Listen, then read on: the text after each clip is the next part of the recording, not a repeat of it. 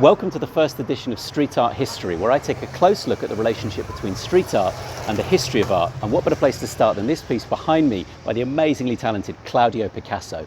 Now, to fully understand the subject matter in this piece, I need to take you into the building behind me, which is one of my favourite museums in London, the V&A.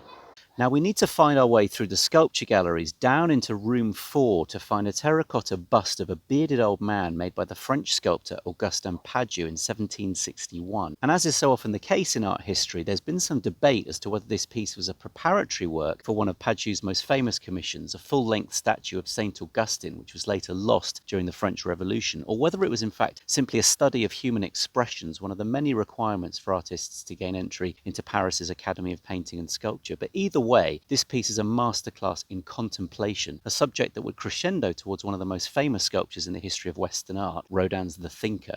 And Claudio has taken every drop of detail in Pajou's sculpture, undulations of the man's thick and flowing beard, the slightly elevated viewpoint which highlights the man's downcast eyes, the lines on his face and his furrowed brow to create what I think is a really special mural. And of course, you don't need to know this history in order to enjoy the mural. It's an incredible piece of painting in its own right. But as with any great artwork, there's often more to discover than is obvious at first glance. I'd love you to come and check it out for yourselves. It's on the corner of Hanbury Street and Brick Lane. And why not pop into the V&A and see if you can find Pajou's sculpture too.